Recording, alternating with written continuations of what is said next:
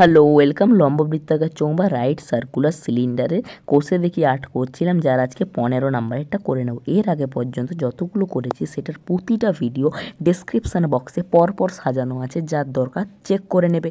এবং description বক্সেও PDF দেওয়া আছে এই অঙ্করই, সেটাও চেক করে নিতে পারো। এবারে স্টার্ট করছি, অঙ্কটা কি বলা হয়েছে বুঝবো, তারপরে ওটা খাতায় করব। আর তারপরে দেখো 15 নাম্বারেরটা কি বলা হয়েছে।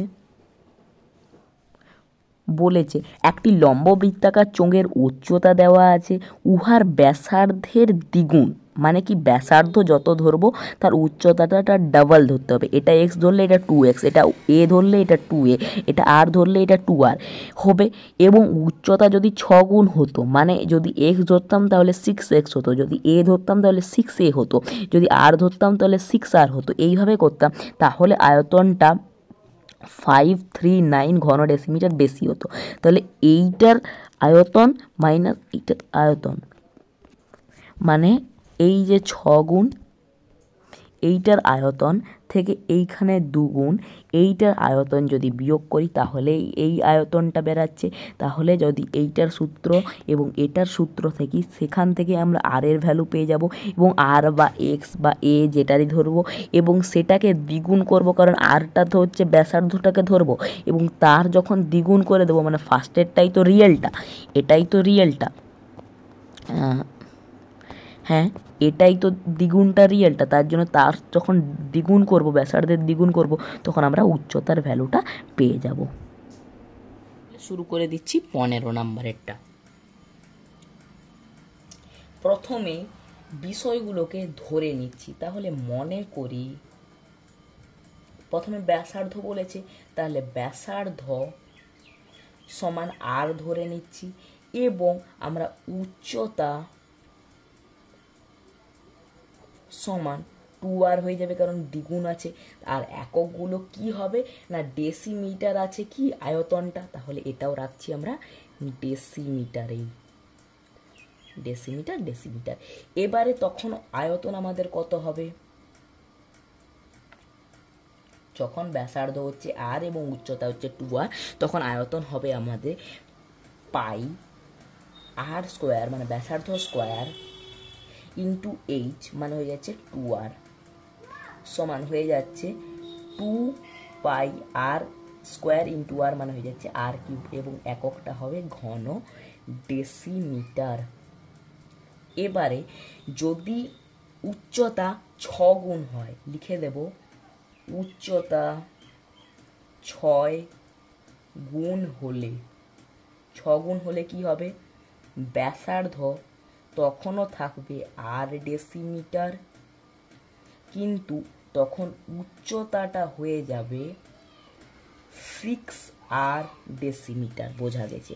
এবারে তখন আয়তনটা আমাদের হয়ে যাবে পাই আর স্কোয়ার ইন্টু এইচ এর জায়গায় লিখে দেবো 6r, 6 পাই আর স্কোয়ার ইন্টু আর, আর কিউব হয়ে গেছে ঘন ডেসিমিটার।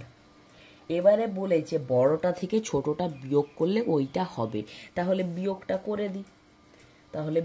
করে দিই, তাহলে শর্তানুসারে 6 পাই আর কিউব থেকে 2 পাই আর কিউব বিয়োগ করলে আমাদের পড়ে থাকবে 539, তাহলে বা দিয়ে 6 পাই আর কিউব থেকে 2 পাই আর কিউব বিয়োগ করলে 4 পাই আর কিউব হয়ে যাবে, যেটা 539। এটাকে ভেঙে লিখলে হয়ে যাবে 4 ইন্টু 22/7 ইন্টু আর কিউব ইজ ইকুয়াল টু 539। এটা যদি আমরা 11 দিয়ে কাটি, 11 দুগুণে 22, 11 চারে 44, 11 9 99। এবারে দেখো ভালো করে, এই দিকে আমরা আর কিউবটাকে রাখবো, ওই দিকে আমাদের আগে থেকে 49 আছে, 7টা গিয়ে গুণ হবে, নিচে চলে আসবে 4টা এবং 2টা। এবার কিভাবে ভাঙবো দেখো, আর কিউব আছে, এই 49টাকে লিখতে পারি 7 ইন্টু 7 ইন্টু 7, এবারে 4টাকে লিখতে পারি 2 ইন্টু 2 ইন্টু 2, ঠিক আছে। এবারে যদি আর এর ভ্যালু বার করি তাহলে হয়ে যাবে কিউব রুট হয়ে যাবে 7 into 7 into 7 by 2 into 2 into 2। এবার কিউব রুট মানে কি, রুটের ভেতরে 3টা থাকলে একটা বেরাবে, তাহলে আমরা আর এর ভ্যালু পেয়ে যাব 3টার পরিবর্তে একটা বেরাবে, মানে 3টা 7-এর পরিবর্তে একটা 7 বেরালো, 3টা 2-এর পরিবর্তে একটা 2 বেরালো, 7-এর 2 সমান হয়ে গেল 3.5। তাহলে ব্যাসার্ধ পেয়ে গেলাম 3.5।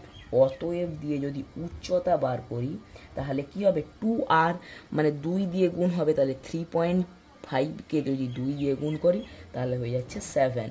এককটা একই রাখবো, ডেসিমিটার। আশা করি বোঝা গেছে। প্রথমেই ধরে নিতে হবে এবং দুটোরই আয়তন বার করতে হবে, একবার 2 গুণের একবার 6 গুণের, দিয়ে বিয়োগ করব, সেখান থেকে আর কিউবের ভ্যালু বার করব, সেটা হয়ে যাচ্ছে আমাদের ব্যাসার্ধ, সেটাকে 2 দিয়ে গুণ করব, সেটা হয়ে যাবে আমাদের ব্যাস না উচ্চতা, কারণ ব্যাসার্ধকে 2 দিয়ে গুণ করলে ব্যাস হয়, কিন্তু এই অঙ্কের ক্ষেত্রে উচ্চতা হবে। আশা করি বোঝা গেছে। Thanks for watching.